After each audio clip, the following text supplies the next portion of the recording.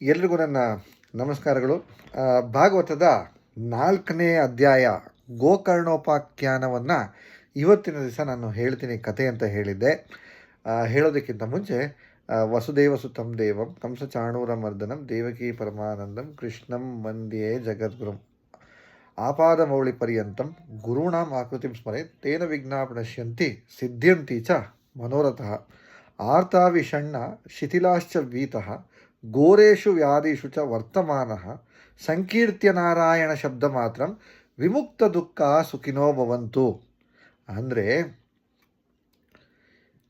ಶ್ರೀಮನ್ನಾರಾಯಣ ನಾರಾಯಣ ಅಂತ ನಾವು ಹೇಳಿದ್ರೆ ಸಾಕಂತೆ, ಎಂಥದ್ದೇ ಭೀತಿ ಇರಲಿ, ಎಂಥದ್ದೇ ಘೋರವಾದ ವ್ಯಾಧಿಗಳಿರಲಿ, ಎಂಥದ್ದೇ ದುಃಖವಿರಲಿ, ಅದು ಮಾಯವಾಗಿ ಹೋಗುತ್ತೆ. ಯಾವುದು?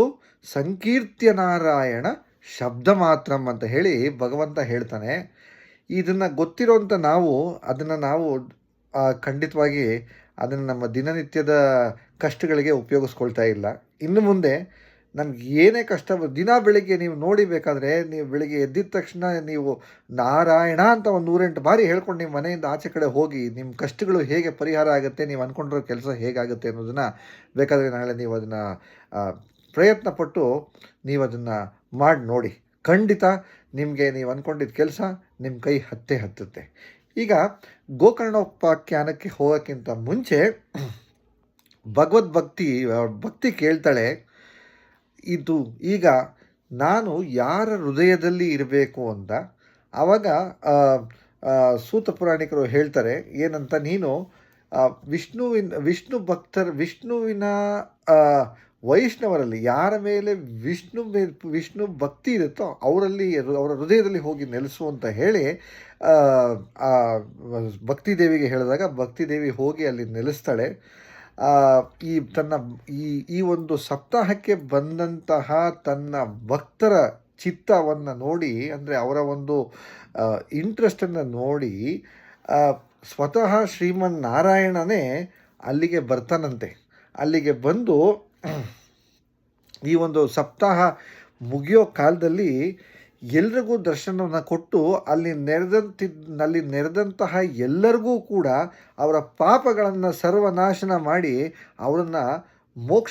ಅವ್ರಿಗೆ ಮೋಕ್ಷ ಪ್ರಾಪ್ತಿ ಮಾಡ್ದ ಅಂತ ಹೇಳಿ ಆ ಒಂದು ಭಾಗವತದಲ್ಲಿ ಹೇಳ್ತಾರೆ. ಆಮೇಲೆ ನಾರದರು ಕೇಳ್ತಾರೆ,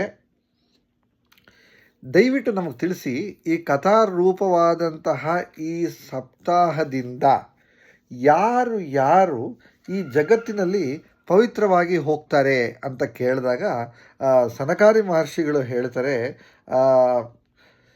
ಎಲ್ಲ ರೀತಿಯ ಪಾಪವನ್ನು ಮಾಡಿದಂಥವರು, ಯಾವಾಗಲೂ ದುರಾಚಾರ ಮಾಡಿದಂಥವರು, ಶಾಸ್ತ್ರದ ವಿರುದ್ಧವಾಗಿ ನಡೆದಂಥವರು, ಯಾವಾಗಲೂ ಕೋಪದಲ್ಲಿ ಕ್ರೋಧದಲ್ಲಿ ಮೋಸ ಮಾಡಿದಂಥವರು, ಆಮೇಲೆ ಕಪಟರು, ಆಮೇಲೆ ಯಾವಾಗಲೂ ಈ ಕಾಮ ವಶವಾಗಿಯೇ ಇರೋವಂಥವರು ಈ ಸಪ್ತಾಹ ಯಜ್ಞದಿಂದ ಪವಿತ್ರವಾಗಿ ಹೋಗ್ತಾರೆ ಅಂತ ಹೇಳ್ತಾರೆ. ಅದಷ್ಟೇ ಅಲ್ಲ, ತಂದೆ ತಾಯಿಯನ್ನು ನಿಂದಿಸಿದವರು, ಆಮೇಲೆ ವರ್ಣಾಶ್ರಮ ಧರ್ಮದಿಂದ ಭ್ರಷ್ಟರಾದವರು, ಆಮೇಲೆ ಡಾಂಬಿಕರು, ಬೇರೆಯವರ ಬೆಳವಣಿಗೆಯನ್ನು ಸಹಿಸಕ್ಕಾಗದೆ ಒಂದು ಹೊಟ್ಟೆ ಉರಿಯನ್ನು ಪಡೆದಂಥವ್ರು, ಮತ್ತು ಬೇರೆಯವ್ರಿಗೆ ದುಃಖ ಕೊಡುವಂಥವ್ರು, ಇವರೆಲ್ಲರೂ ಕೂಡ ಈ ಸಪ್ತಾಹ ಯಜ್ಞದಿಂದ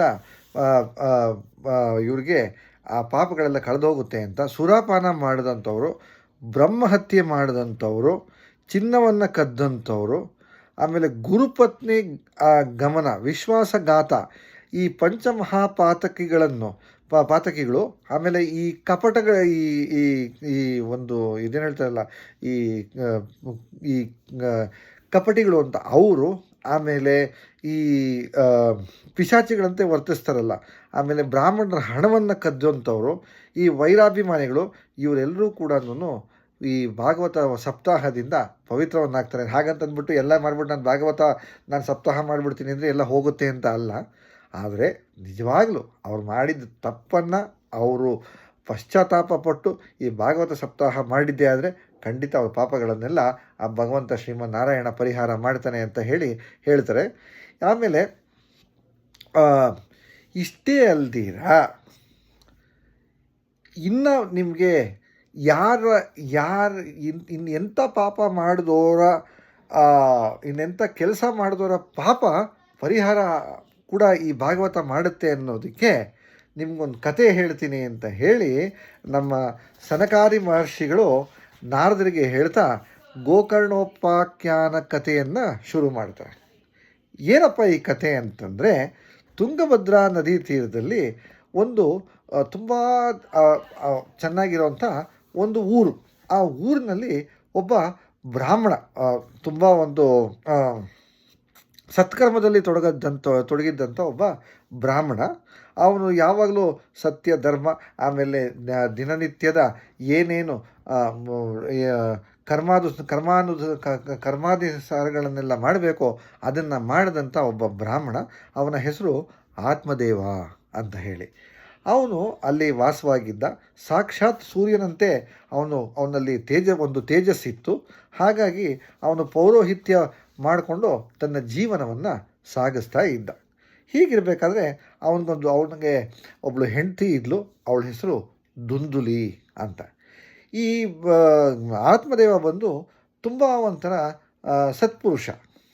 ಭಗವಂತನ ಧ್ಯಾನ, ಪೂಜೆ, ಆರಾಧನೆ ಮಾಡಿಕೊಂಡು ಪೌರೋಹಿತ್ಯ ಮಾಡ್ಕೊಂಡು ಕಳೀತಾ ಇದ್ದರು. ಈ ದುಂದುಲಿನೂ ಒಳ್ಳೆಯವಳೆ, ಆದರೆ ಅವಳು ನೋಡೋಕ್ಕೆ ಚೆನ್ನಾಗಿದ್ದರೂ ಕೂಡ ತುಂಬ ಹಠಮಾರಿ.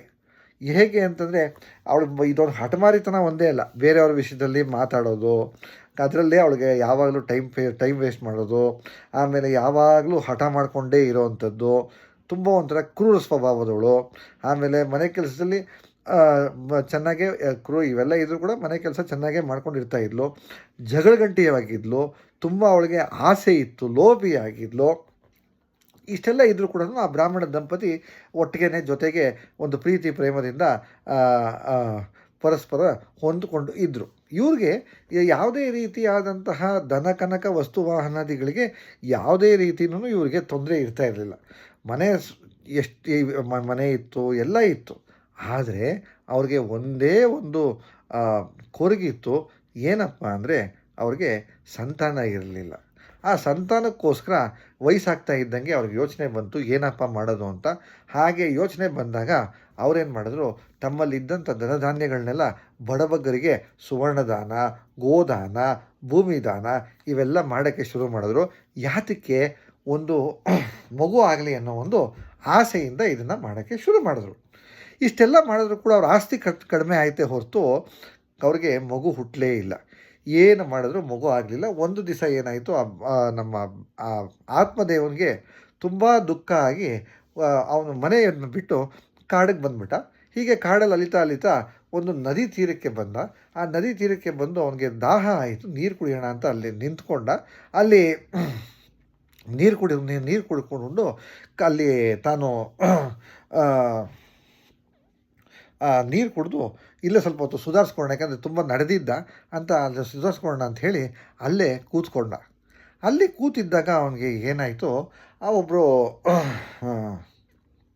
ಸನ್ಯಾಸಿ ಬಂದು ಅವರು ಕೂಡ ಅಲ್ಲಿ ತಾವು ಆ ನದಿನಲ್ಲಿ ಸ್ನಾನ ಸಂಧ್ಯಾವಂದನಾದಿಗಳನ್ನ ಮಾಡ್ತಾ ಇವನನ್ನು ನೋಡಿಬಿಟ್ಟು ಆ ಸನ್ಯಾಸಿ ಕೇಳ್ತಾರೆ ಆತ್ಮದೇವನ್ನ, ಏನಪ್ಪ, ಯಾಕೆ ನೀನು ಇಲ್ಲಿ ಕೂತ್ಕೊಂಡಿದ್ದೀಯ?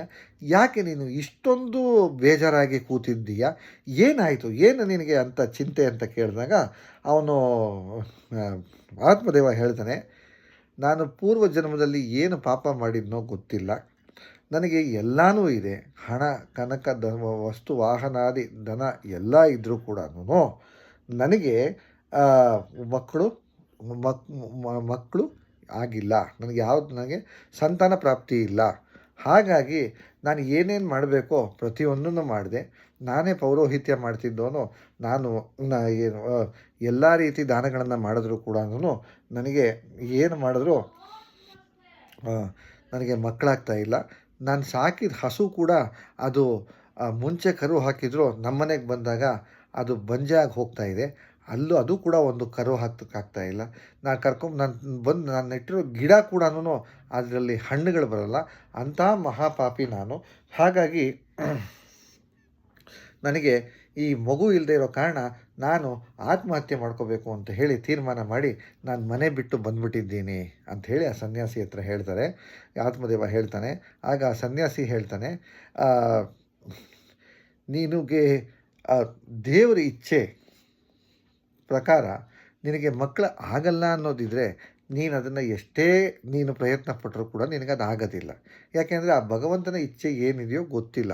ಹಾಗಾಗಿ ನೀನು ಆ ಒಂದು ಈ ಮಗು ಆಗಬೇಕು, ವಂಶ ಬೆಳಿಬೇಕು ಅನ್ನೋ ಒಂದು ಮೋಹವನ್ನು ದಯವಿಟ್ಟು ನೀನು ಬಿಟ್ಟುಬಿಡು ಅಂತ ಹೇಳ್ತಾರೆ.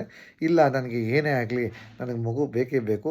ಮಗು ಇಲ್ಲದೆ ಇರೋವಂಥ ಸಂಸಾರ ಇದ್ದರೂ ಇದು ಮಗು ಇಲ್ಲದಿರೋ ಸಂಸಾರ ನನಗೆ ಏನಕ್ಕೆ ಬೇಕು? ನನಗೂ ಒಂದು ವಯಸ್ಸಿದೆ. ನಾನು ಈ ಸಂಸಾರ ಸುಖವನ್ನು ಅನುಭವಿಸಬೇಕು ಅಂತ ಇದ್ದೀನಿ ಅಂತ ಅವನು ಹಠ ಮಾಡ್ತಾನೆ. ಆಗ ಸನ್ಯಾಸಿ ಅವರೇನು ಮಾಡ್ತಾರೆ, ತಾವು ಧ್ಯಾನದಲ್ಲಿ ಕೂತ್ಕೊಂಡು ಯಾಕೆ ಇವನಿಗೆ ಮಗು ಆಗೋ ಯೋಗ ಇದೆಯೋ ಇಲ್ವೋ ಅಂತ ಹೇಳಿ ಅವರು ಅದನ್ನು ಧ್ಯಾನದಲ್ಲಿ ನೋಡಿದಾಗ ಅವ್ರಿಗೆ ಗೊತ್ತಾಗುತ್ತೆ ಏನಂತ, ಇವನಿಗೆ ಮಗು ಆಗೋ ಯೋಗ ಖಂಡಿತ ಇಲ್ಲ ಅಂಥೇಳಿ. ಆವಾಗ ಅವ್ರು ಹೇಳ್ತಾರೆ, ಈ ಒಂದು ಜನ್ಮದಲ್ಲಿ ನಿನಗೆ ಮಗು ಆಗೋ ಯೋಗ ಖಂಡಿತ ಇಲ್ಲ. ಹಾಗಾಗಿ ನೀನು ದಯವಿಟ್ಟು ಅದರ ಆಸೆ ಬಿಟ್ಟುಬಿಡು, ನಿನಗೆ ಆಗಲ್ಲ ಅಂತ. ಆವಾಗ ಸನ್ಯಾಸಿ ಹೇಳಿದ ಮಾತನ್ನು ಬ್ರಾಹ್ಮಣ ಕೇಳಿ, ಆತ್ಮದೇವ ಕೇಳಿ, ಇನ್ನು ನನಗೆ ಮಗು ಆಗೋ ಯೋಗನೇ ಇಲ್ಲ ಅಂದರೆ ನಾನು ಬದುಕಿದ್ದು ಪ್ರಯೋಜನ ಇಲ್ಲ. ನೀವು ಮಹಾನ್ ಜ್ಞಾನಿಗಳು, ನೀವೆಲ್ಲವನ್ನು ತಿಳಿದಂಥವರು, ನೀವೇ ನನಗೆ ಒಂದು ಮಗುವನ್ನು ಕರುಣಿಸಿ. ಹಾಗೆ ನೀವು ನನಗೆ ಕರುಣಿಸಲಿಕ್ಕೆ ಆಗೋದಿಲ್ಲ ಅನ್ನೋ ಹಾಗಿದ್ದರೆ ನಾನು ಖಂಡಿತ ನಾನು ಸಾವಿಗೆ ಶರಣಾಗ್ತೀನಿ ಅಂತ ಹೇಳಿ ಅವನು ಒಂದು ಸನ್ಯಾಸಿಗಳ ಹತ್ರ, ಜ್ಞಾನಿಗಳ ಹತ್ರ ಹೇಳ್ತಾನೆ. ಆವಾಗ ಅವರು ಎಷ್ಟೋ ಎಚ್ಚರಿಸೋಕ್ಕೆ ಪ್ರಯತ್ನ ಪಡ್ತಾರೆ, ಆದರೆ ಕೇಳಲ್ಲ. ಇನ್ನು ಇವನು ಸತ್ತೇ ಹೋಗ್ತಾನಲ್ಲ ಅಂತ ಹೇಳಿ ಅವರು ಒಂದು ಮಂತ್ರಿಸಿ ಒಂದು ಫಲವನ್ನು, ಒಂದು ಹಣ್ಣನ್ನು ಇವನು ಕೈಗೆ ಕೊಟ್ಟು ಹೇಳ್ತಾರೆ, ನೀನು ನಿನ್ನ ಹೆಂಡತಿ 1 ವರ್ಷಗಳ ಕಾಲ ಒಪ್ಪತ್ತೂಟ ಮಾಡಿ, ನೀನು ಅದನ್ನು ಒಪ್ಪತ್ತೂಟ ಮಾಡಿ ಈ ಹಣ್ಣನ್ನು ಅವಳು ಕೊಡು ತಿನ್ನೋದಕ್ಕೆ. ಒಪ್ಪತ್ತೂಟ ಮಾಡಬೇಕು. ನೀವಿಬ್ಬರೂ ಕೂಡ ನಿಷ್ಠೆಯಿಂದ, ಶ್ರದ್ಧೆಯಿಂದ ನೀವುಗಳು ನಡ್ಕೊಂಡಿದ್ದರೆ ಆದರೆ, ಸತ್ಯ, ಶೌಚ ಮತ್ತು ದಾನ ಧರ್ಮಾದಿಗಳನ್ನು, ದಯಾದಾನಗಳನ್ನು ನೀವು ಪಾಲಿಸಿದ್ದೇ ಆದರೆ